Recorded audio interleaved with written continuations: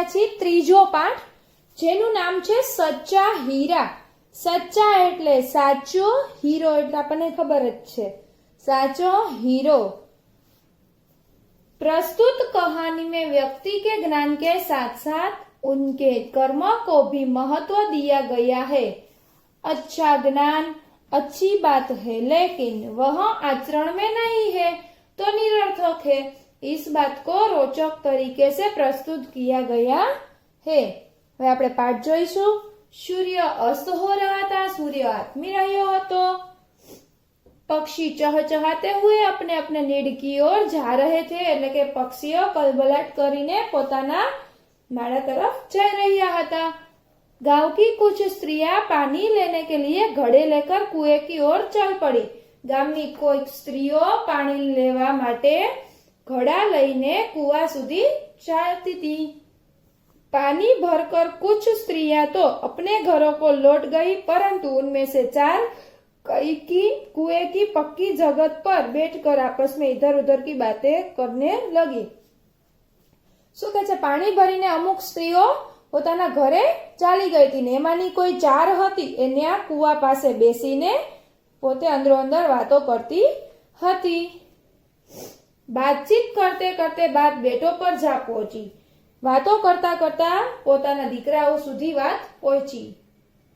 उनमें से एक की उम्र सबसे बड़ी लग रही थी। एमांथी एकनी उम्र खूब ज मोटी लागी रही हती। वह कहने लगी, भगवान सबको मेरे जैसा बेटा दे। शू कहे, भगवान बधाने मारा जेवो दीकरो आपे। मेरा बेटा लाखों में एक है, मारो दीकरो लाखों में एक छे। उसका कंठ बहुत मधुर है, एनो अवाज खूब ज मधुर छे। वह बहुत अच्छा गाता है, ते खूब ज सारू गाय छे। उसके गीत को सुनकर कोयल और मैना भी चुप हो जाती है। एना गीतनो अवाज सांभळीने कोयल अने मैना पण चुप थई जाय छे। लोग बड़े चाव से उसका गीत सुनते हैं। लोको खूब ज भावथी तेना गीतो सांभळे छे। उसकी बात सुनकर दूसरी स्त्री का मन हुआ कि वह भी अपने बेटे की प्रशंसा करे। एनी बात सांभळीने बीजी स्त्रीने मन थयुं के हूँ पण मारा दीकरानी प्रशंसा करूं। उसने पहली स्त्री से कहा, मेरे बेटे की बराबरी कोई नहीं कर सकता। एने पहली स्त्री ने शू कीधुं के मारा दीकरानी बराबरी सरखामणी कोई नहीं करी सके। वह बहुत ही शक्तिशाली और बहादुर है। ते खूब ज शक्तिशाली अने बहादुर छे। वह बड़े बड़े बहादुरों को भी पछाड़ देता है।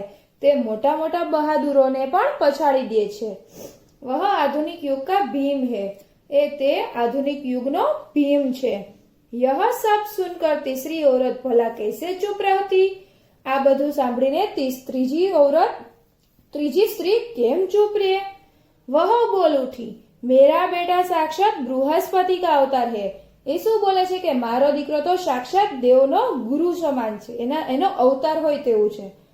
वह जो कुछ पढ़ता है एकदम बराबर याद कर लेता है। ए जे काई वांचे छे ए खूब ज एकदम याद करी ले छे। ऐसा लगता है मानो उसके कंठ में सरस्वती का निवास है। શું કહે છે કે એવું સમજો કે જાણે એની અંદર સરસ્વતીનો નિવાસ છે। तीनों औरतों की बात सुनकर चौथी स्त्री चुपचाप बैठी रही। ત્રણેય સ્ત્રીઓનો અવાજ વાતો સાંભળીને ચોથી સ્ત્રી ચૂપ बैठी थी। उसने अपने बेटे के बारे में कुछ न कहा। तेने पोताना दीकरा माटे कई न कीधुं। पहली ने उसे टोकते हुए कहा। पहली એને ટોકીને કીધું। શું કહે છે કે क्यों बहन तुम क्यों चुप हो। केम बहन तू केम चुप छो। तुम भी तो अपने बेटे के बारे में कुछ बताओ। એ કે તું પણ તારી દીકરા માટે કંઈક બત કે।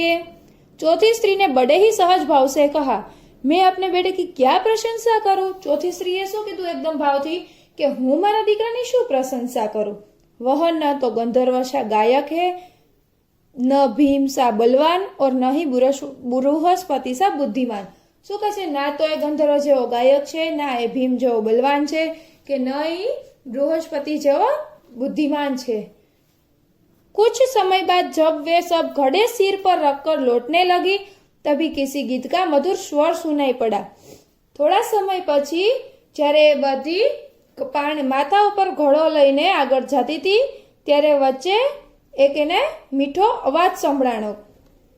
સુનકર પહેલી સ્ત્રી બોલી. સાંભળીને પહેલી સ્ત્રી બોલી, સુનો મેરા હીરા ગા રહા હૈ. સાંભળો, મારો હીરો ગાય છે. તુમ લોગોને સુના ઉસકા કંઠ કિતના મધુર હૈ. તમે લોકોએ સાંભળ્યું એનો અવાજ કેટલો મીઠો છે. વહ લડકા ગીત ગાતા હુઆ ઉસી રાસ્તે સે નિકલ ગયા. એ છોકરો ગીત ગાતો ગાતો એ જ રસ્તેથી નીકળી ગયો. उसने अपनी माँ की ओर कोई ध्यान नहीं दिया. तेने तेनी माँની સામે કાંઈ જ ધ્યાન ના દીધું.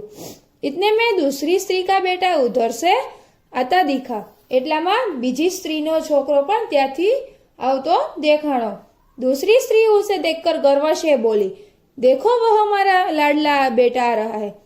ત્યાં બીજી સ્ત્રી એકદમ ગર્વથી બોલી કે જો મારો લાડલો દીકરો આવી રહ્યો છે. शक्ति और सामर्थ्य में इसकी बराबरी कौन कर सकता है. કે શક્તિમાં અને સામર્થ્યમાં એની બરાબરી કોણ કરી શકે.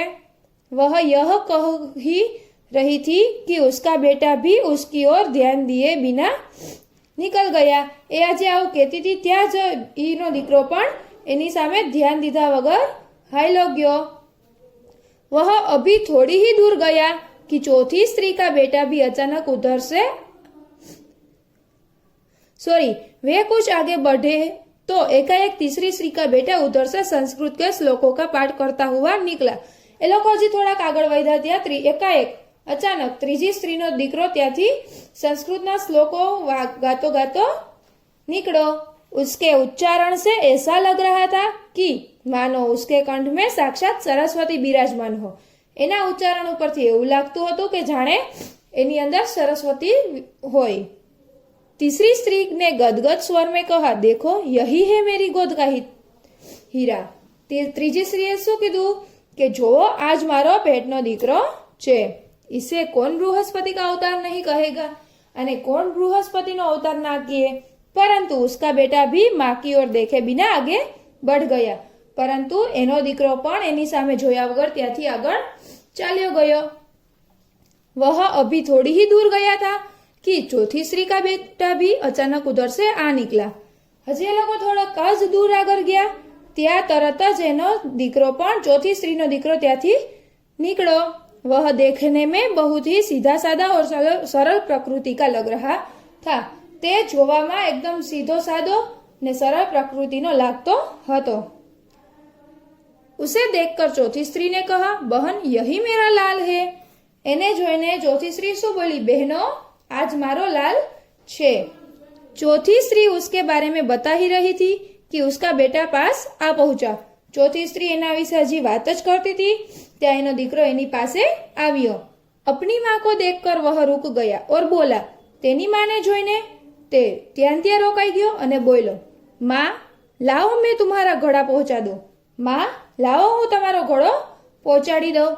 मना करने पर भी उसने माँ के सिर से पानी से भरा घड़ा उतारकर अपने सिर पर रखा और घर की ओर चल पड़ा. એની માએ એને ના પાડી છતાં પણ એણે ઘોડો લઈ પોતાની માથા ઉપર રાખી અને એ આગળ ચાલતો રહ્યો પોતાના ઘર સુધી જવા માટે. ત્યાર પછી तीनों औरतों बड़े ही आश्चर्य से चौथी स्त्री के बेटे को देखती रही.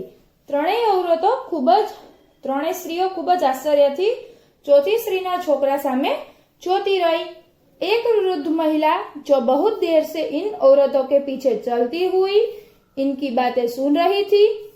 શું કહે છે, એક વૃદ્ધ મહિલા ક્યારની એની પાછળ દૂર ઊભી આ બધી સ્ત્રીઓની વાતો સાંભળતી સાંભળતી જાતી હતી. પાસ આકર બોલી, દેખતી ક્યાં હો, યહી સચ્ચા હીરા હે. અને પાસે આવીને શું કહે છે, બધી જોવો છો શું કે આ જ સાચો હીરો છે. તો બાળકો આના ઉપરથી તમે સમજ્યા અને શીખ્યા હશો કે આપણે હંમેશા આપણા માતા પિતાનો મદદરૂપ થવું જોઈએ.